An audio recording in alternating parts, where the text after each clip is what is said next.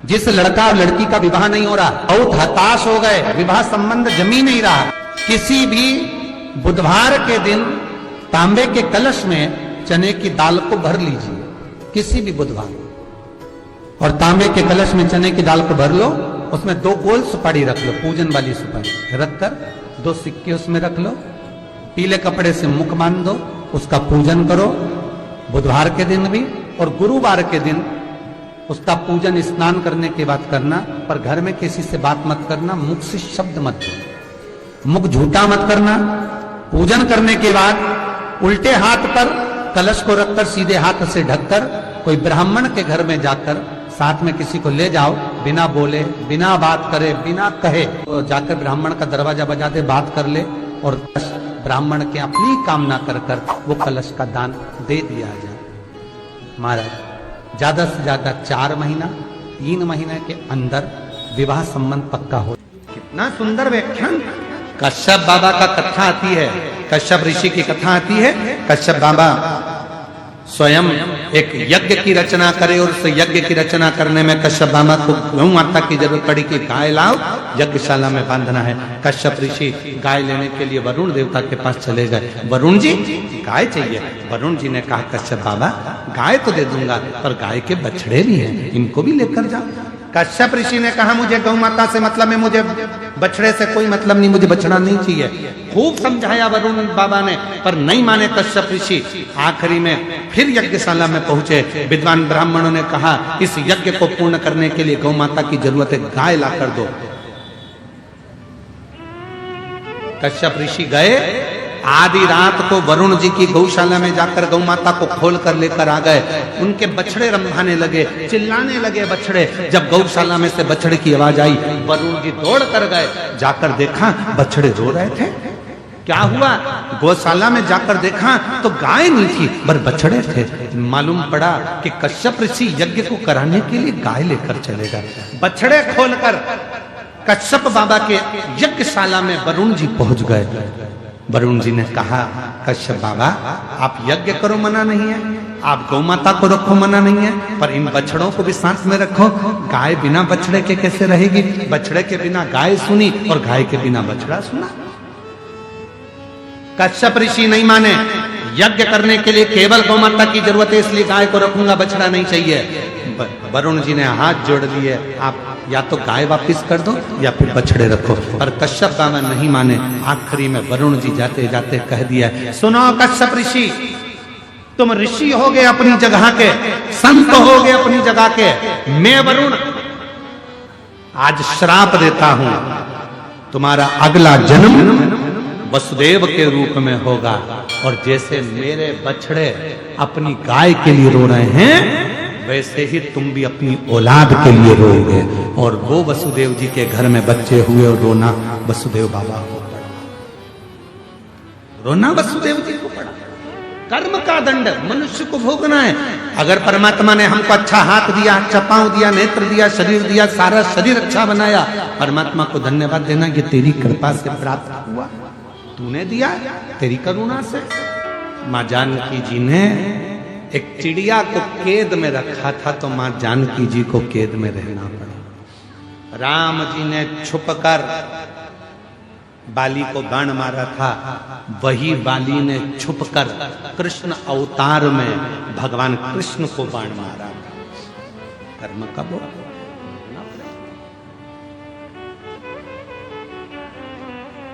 रहने के लिए एक कथा अपनी जिंदगी में उतार लो कि एक लड़का एक गुरु जी के पास में पहुंचा और गुरु जी से बोला कि गुरुदेव खुश कैसे रह सकते हैं? गुरु जी ने कहा चल मैं तेरे को बता दूंगा खुश कैसे रह सकते हैं। ये मेरा पानी का जो हंडा है, इसको तू थोड़ा सिर पे रख ले, अपने को थोड़ा काम कर कर आते हैं, फिर मैं बताऊंगा तेरे को। उसने सिर पर पानी का हंडा रख लिया, दोनों हाथों से पानी पकड़कर चलता रहा 2 किलोमीटर, 3 किलोमीटर, 4 किलोमीटर, 5 किलोमीटर चलता।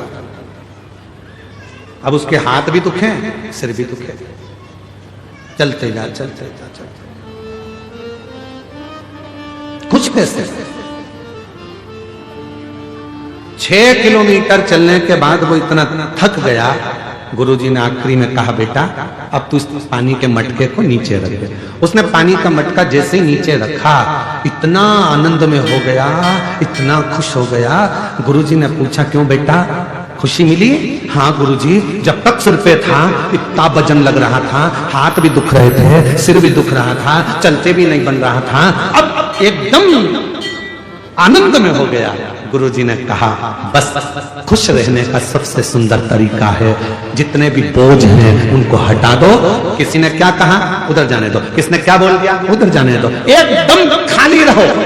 और हम क्या करते हैं, बोझ इकट्ठा करते हैं। मम्मी ने ये बोल दिया, पापा ने ये बोल दिया, काका जी ये बोल दिया, उसने ये बोल दिया, बहन ने ये बोल दिया, ना जाने किसका फोन आया था, उसने मेरे को ऐसा कह दिया, उसने ऐसा मैसेज डाल दिया, उसने ऐसा कमेंट कर दिया। दिन भर बोझ बोझ बोझ बोझ बोझ बोझ, और इतना बोझ अपनी बुद्धि ने इकट्ठा कर लिया कि हम खुशी से जिंदगी नहीं जी पा रहे। अगर सुख चाहिए तो बोझ हल्का करना प्रारंभ कर दो, सुख की जिंदगी प्रारंभ हो जाए।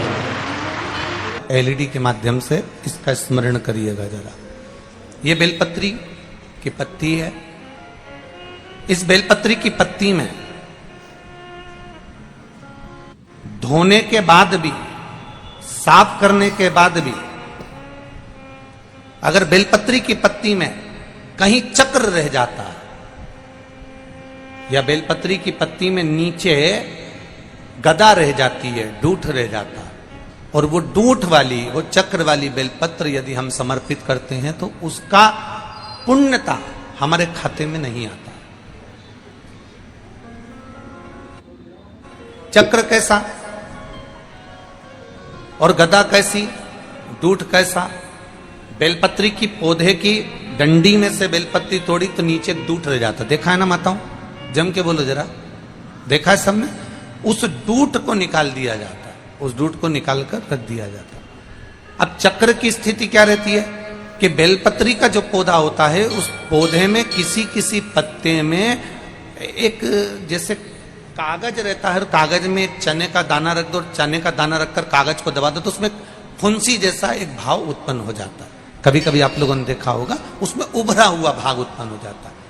जिस बेलपत्री के पत्ते में, जिस बेलपत्री के पत्ते में कहीं उभरा हुआ सा भाग अगर नजर आता है, जैसे दाने जैसा अगर नजर आता है, या बेलपत्री का पत्ता नीचे से एक बिंदु जैसा उचक कर सामने आ जाता है, तो वो चक्र माना जाता है। वो बेलपत्री शिव को समर्पित नहीं करी जाती।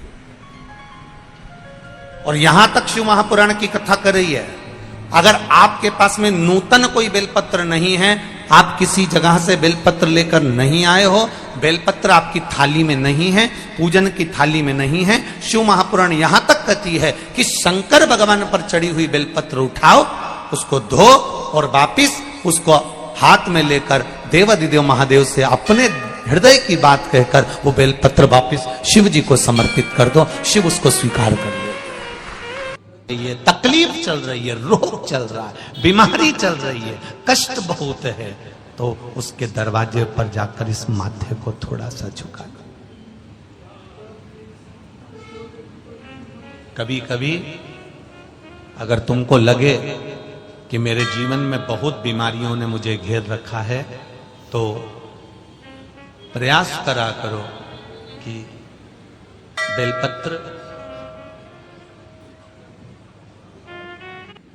जो ये बेलपत्र होती है, इस बेलपत्र की जो ये डंडी होती है, इस बेलपत्र को अशोक सुंदरी वाली जो जगह होती है वहां पर इसका चढ़ाकर डंडी का जो भाग है वो शिवलिंग की ओर हो जाए, और यहीं से जल चढ़ाते चढ़ाते चढ़ाते चढ़ाते अशोक सुंदरी से जल चढ़ाते चढ़ाते ओमकार जैसा, ओमकार जब हम अशोक सुंदरी से चालू करेंगे तो वो जल पहले गणेश जी के पास जाएगा, फिर वापिस अशोक सुंदरी के पास आएगा, अशोक सुंदरी से कार्तिकेय के पास जाएगा, कार्तिकेय से महादेव के पास जाएगा।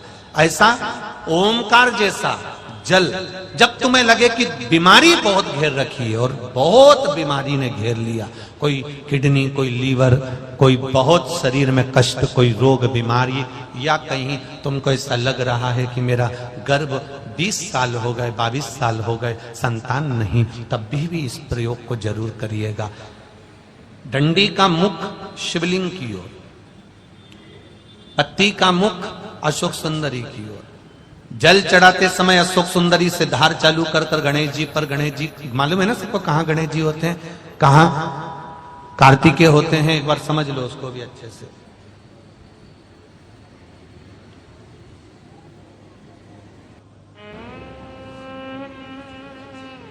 ये नीचे का गोल भाग, ये जल जाने का स्थान, ये शिवलिंग। बीच में जो मोटी सी लाइन होती है वो सुख सुंदरी का स्थान है। शंकर जी के राइट में जहां से पानी नीचे गिरता है उसके कोने पर गणेश जी का स्थान, इधर कार्तिकेय का स्थान। ये शिवलिंग, ये जो गोल भाग है ये माता पार्वती जी का हस्त कमल है। अगर इस कार्य को कर रहे हैं तो बेलपत्री जो चढ़ा रहे हैं वो अशोक सुंदरी वाली जगह पर बीच में चढ़ा दिया, डंडी का मुंह किधर हो। जल चढ़ाना यहीं से चालू करा, यहां से गणेश जी पर गया, गणेश जी से अशोक सुंदरी पर आया, अशोक सुंदरी से कार्तिकेय पर आया, कार्तिकेय से देवादिदेव महादेव पर आया। ये ओम बिंदु जल है, इसको हरिओम जल भी कहते हैं।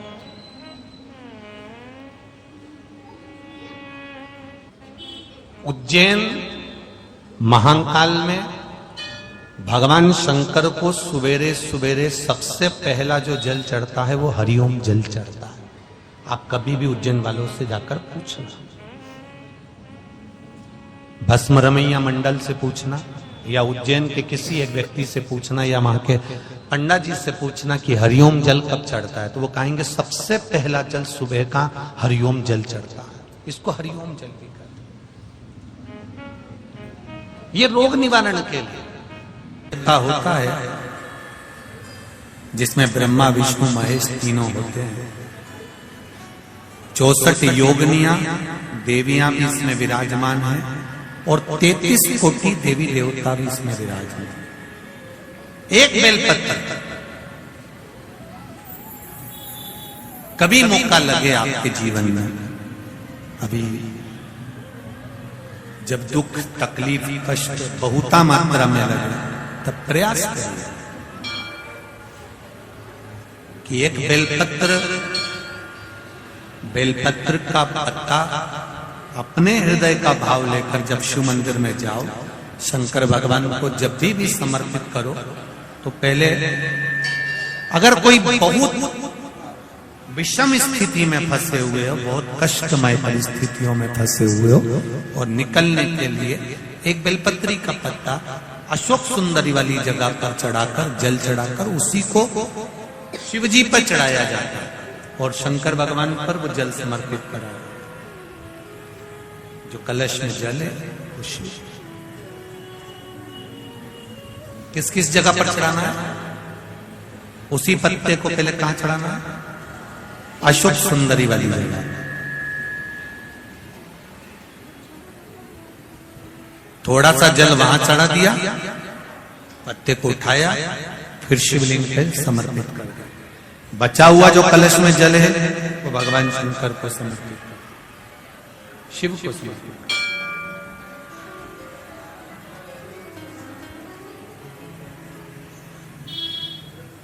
अभी रखो, कथा के विराम पर ले लो।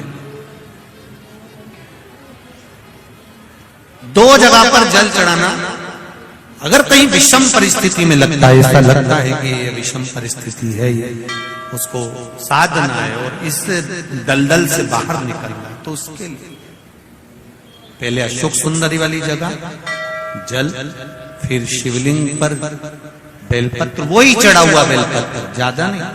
और फिर एक निवेदन करेंगे, अगर आप अलग से कोई बेलपत्र नहीं ले जा सकते हो, आपके पास में बेलपत्र नहीं है, शिवलिंग पे से बेलपत्र उठा लिया करो, उसी को धो के वापिस।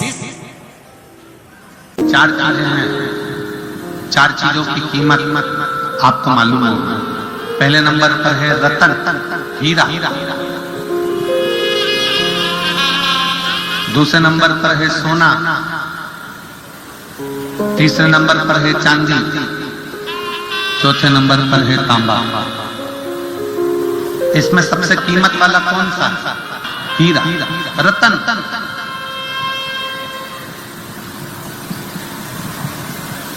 पहले नंबर पर है रतन, हीरा, जिसकी कीमत बहुत। फिर सोना, चांदी और तांबे में कीमत वाला कौन है? सोना। उसके बाद चांदी, फिर 4 बताए हैं, रतन, सोना, चांदी, तांबा, उसी तरह 4 अवस्था है, बचपन, जवानी, अधेड़ी और बुढ़ापा। बचपन मतलब हमारा जीवन रतन की तरह, हीरा, कीमत वाला।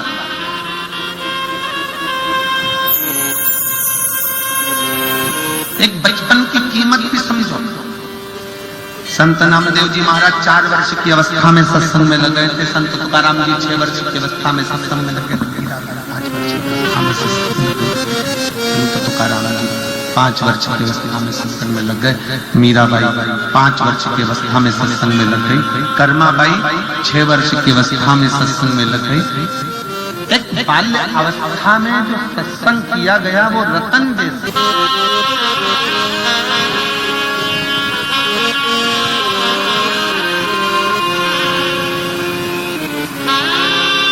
वो रत्न की तरह। जवानी सोने की तरह, अधेड़ी चांदी की तरह और बुढ़ापा तांबे की तरह। अब इसमें 2 कीमती हैं, एक आपका बचपन और दूसरे नंबर पर है आपकी जवानी। ये 2 इतनी कीमती है कि बचपन रतन को, हीरे को, रतन को, हीरे को जितना संभाल कर रखोगे, जितना संभाल कर रखोगे, उतना वो रतन चमकता रहेगा और आगे चलकर कुछ ना कुछ एक और कीमत वाला बन जाएगा। दूसरे नंबर पर है सोना। सोना मतलब आपकी जवानी।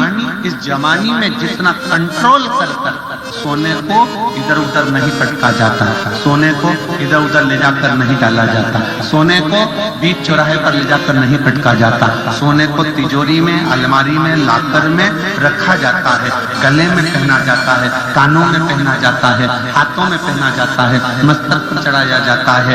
सोने को आप अपने तन पर धारण करते हो, हीरे को आप अपने तन पर धारण करते हो और वो कीमत वाला है, रतन माणिक कीमत वाले हैं, उसको संभालना है। जवानी सोना ये कीमत वाला है, इसको संभालना। और थोड़ी सी कीमत जिसकी घट जाती है वो चांदी, पांव की पायल है, अधेड़ी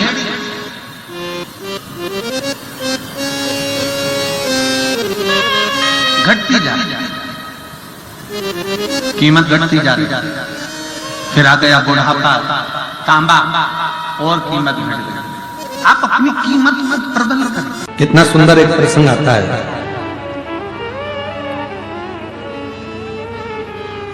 एक सेठ जी सबको पैसा उधार देते थे, सब।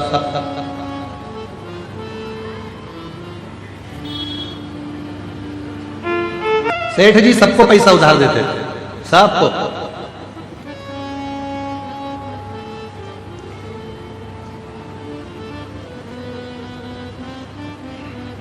उनके बोर्ड पर लिखा था हमारे यहां पैसा उधार मिलता है।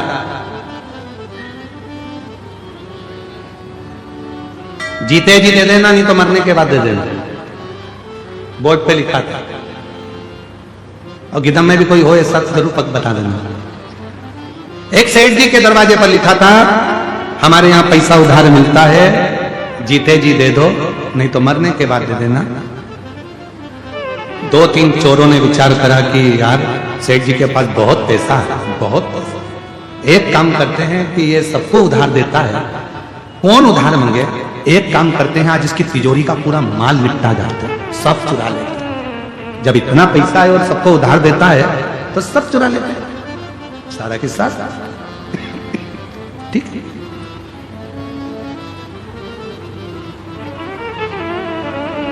चोरों ने विचार करा आज रात्रि को सेठ जी के तिजोरी में से माल चुराना, ये बहुत उधार देता है।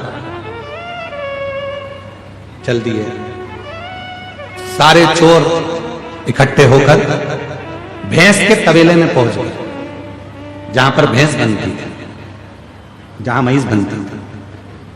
छुप गए। सेठ जी अलमारी बंद करेगा, जाएगा और अपन पूरा के पूरा माल चुरा लेंगे।